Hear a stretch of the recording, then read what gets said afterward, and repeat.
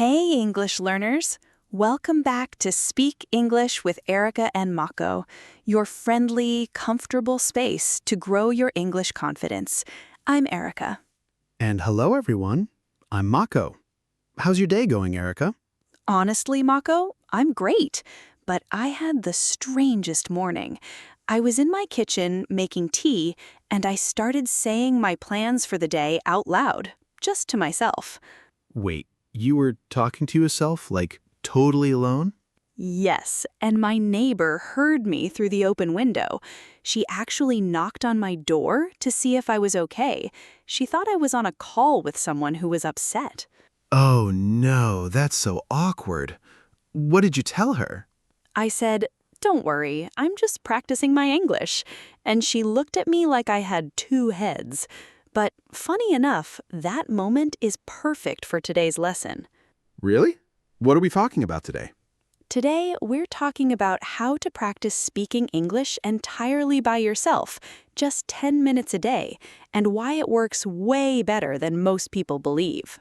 Oh, I love this, because so many learners, including me, always complain, I have no one to practice with.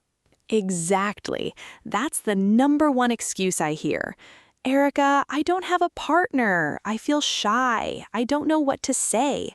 But here's the truth. You don't need anyone else to start speaking today. Okay, but doesn't talking to yourself feel a little crazy? It feels super weird at first. I remember when I started, I felt ridiculous. I'd check around to make sure no one could hear me. Yes, that's exactly how I feel. Like, what if someone hears my mistakes? I know, but here's the thing. When you're alone, there's no pressure, no judgment, no one laughing. It's actually the safest place to practice. I never thought of it that way. So speaking alone is a good thing? It's not just good, it can be a total game changer. And today, I'll show you exactly how to do it in just 10 minutes a day. Okay, I'm ready. Let's go. Let me ask you something, Mako. When you learn a new word or phrase, what do you usually do with it? I write it down, or try to remember it in my head. That's what most people do. They study the word, they understand it, but they never say it out loud. And that's the problem. So just knowing a word isn't enough? Not at all. Think of it like learning to drive. You can read a whole book about steering, braking, and shifting gears, but until you actually sit in the car and drive, you don't really know how. That's a great example. So speaking out loud is like actually getting in the car. Exactly. Your mouth, your tongue, your brain, they all have to work together. The only way to train them is by speaking, not just thinking, not just reading, speaking. Okay, so how does this 10-minute practice work? What do I actually do? Great question. I'll break it down simply. The 10 minutes are split into 3 small parts, each with a purpose. I'm listening. Part 1, 2 minutes of warm-up talking. Just talk about your morning. What did you eat? How do you feel? What's the weather like? Super simple stuff. Like describing my day out loud. Yes, like you're telling a friend. I woke up at 7. I was really tired. I had toast and coffee for breakfast. That's it. Nothing complicated. That sounds really easy. I could do that. That's the point. The warm-up isn't about being perfect. It's about waking up your speaking muscles, like stretching before exercise. A speaking warm-up. I like that. Part 2, this is my favorite. 5 minutes of topic talking. You pick one simple subject and talk about it alone for 5 minutes. Wait, 5 whole minutes just me talking? That sounds kinda scary. I know, but here's the interesting part. Most people think they can't talk for 5 minutes, but when they try, they surprise themselves. Really? Like what topics? Anything. My favorite food, a movie I watched, my hometown, where I'd travel if I could. Really simple, everyday topics. So I don't need to talk about something serious or deep? Never. Keep it fun, keep it personal. The goal is fluency, not perfection, and fluency means speaking without stopping every 2 seconds. You mean speaking smoothly, even if I make small mistakes? Yes, small mistakes are totally fine. Native speakers make mistakes too. The important thing is to keep going. Don't stop, don't restart, just keep talking. That's actually freeing to hear. I always stop myself when I make a mistake. That habit, stopping yourself, is one of the biggest things that slows learners down. Solo practice helps you break that habit because there's no one to impress. Wow. Okay, what's the third part? The last 3 minutes are for reflection. You ask yourself, what words did I use well? What words did I forget? What do I want to say better next time? So it's like a mini review after practice.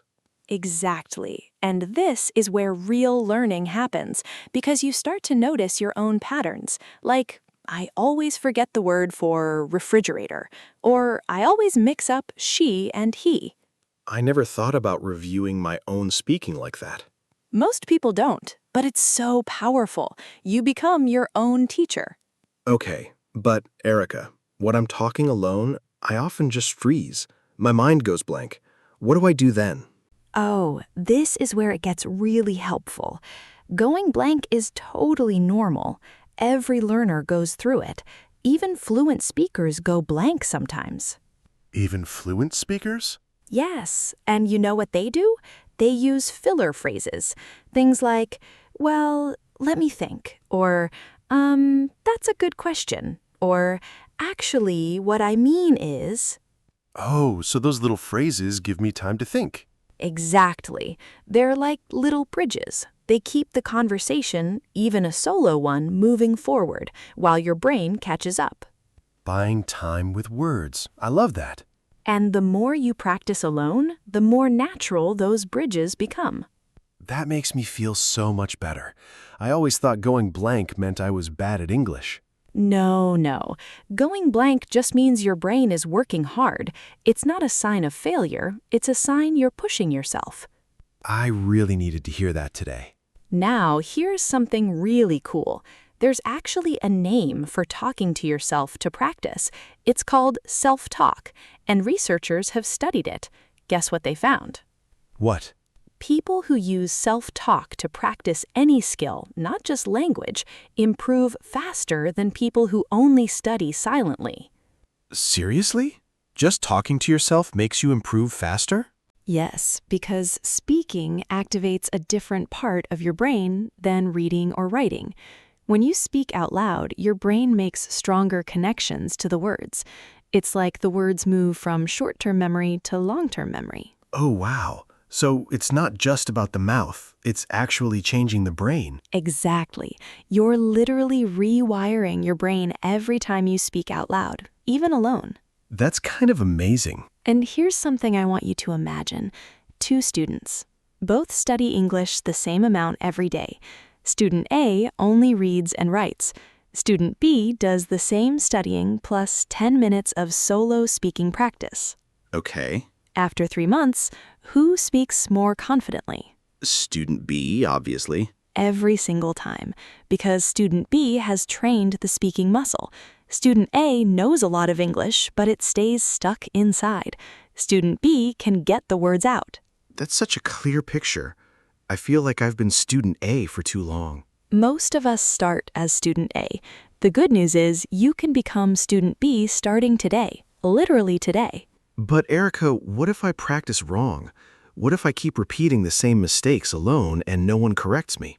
Ooh, that's such a smart question. And honestly, this is where things change completely from what most people think. What do you mean? Yes, it's true. If you just speak randomly with no awareness, you might repeat some mistakes. But remember the third part, the reflection time. The mini review at the end. That's your correction time. You can also record yourself, even just on your phone, and listen back. You'll catch so many things you didn't notice while speaking. Record myself? I never thought of that. But wouldn't that feel really awkward? It feels so awkward at first. I remember the first time I recorded my own voice. I listened back and thought, is that really what I sound like? Yes, my voice sounds so different in a recording. Everyone feels that way. But after a few times, you get used to it. And the feedback you get from listening to yourself is incredible. You start to hear exactly where you pause too much, where you rush, where you mumble. Okay, so recording yourself is like having a free coach. A free coach who is available 24/7 and never judges you. I need that coach in my life. And here's one more idea I really love. Use a mirror. A mirror? Like looking at myself while I talk? Yes, it feels strange, but it's so powerful. When you look in the mirror, you see your facial expressions, your mouth movements, your body language. Speaking is not just sound, it's also physical. I never thought about the physical side of speaking. Confident speakers use their face, their hands, their eyes. When you practice in a mirror, you naturally start to do the same. You become more expressive. Wow. So speaking alone with a mirror helps you look and sound more confident, both at the same time. It's like a 2-for-1 deal. I love a good deal. Story. You won't believe what happened with one of my students. Let me tell you a quick story. Please do. I had a student, let's call her Anna. She was terrified to speak English. Every time she had to talk in class, she would freeze. Her face would turn red, her mind would go blank. Oh no, I know that feeling. So I told her, just 10 minutes every morning before work, before anything else. Talk to yourself about anything. Your coffee, your plans, a dream you had, anything. And did she do it? She did it for 30 days straight. And at the end of 30 days, she called me and said, Erika, I was in a meeting at work. My manager asked me a question in English in front of everyone, and I just answered naturally, without freezing. Wow. Just from 10 minutes a day at home? Just 10 minutes a day. Because she had practiced so many times alone that her brain didn't panic anymore. The words were already trained to come out. That story actually gave me goosebumps. Me too. Because it shows that confidence in speaking doesn't come from being brave. It comes from being prepared. Confidence comes from being prepared. I want to remember that. Write it down. Vocabulary moment. Okay, let's do our vocabulary moment. We used some great phrases today. Yes, let's review them. Number 1, speaking muscle. This means your ability to speak, like a muscle in your body. The more you use it, the stronger it gets. Example. I need to train my speaking muscle every day, just like going to the gym. Perfect. Number 2, going blank. This means your mind suddenly has no ideas or words. Your brain just stops. Example. I went blank during my job interview and completely forgot what I wanted to say. We've all been there. Number 3, filler phrases. These are small words or sentences you say to give your brain time to think, like, well, let me think, or actually what I mean is. Example. When I didn't know the answer, I used a filler phrase like, that's a great question, to give myself a second to think. Classic move. Number 4, self-talk. This means talking to yourself out loud on purpose to practice or think through something. Example. I use self-talk every morning to practice my English before work. Beautiful. And number 5, rewiring your brain. This means changing how your brain thinks or reacts, usually through repeated practice or new habits. Example. Practicing English every day is slowly rewiring my brain to think in English naturally. Wow, Mako, that was a great sentence. See? Maybe all this talking is working. It absolutely is. Summary. Okay, let's bring everything together before we close. Yes, quick summary. Today we talked about how to practice speaking English alone in just 10 minutes a day. Part 1, 2 minutes of warm-up. Talk about your morning or your day. Part 2, 5 minutes of topic talking. Pick any simple subject you enjoy. Part 3, 3 minutes of reflection.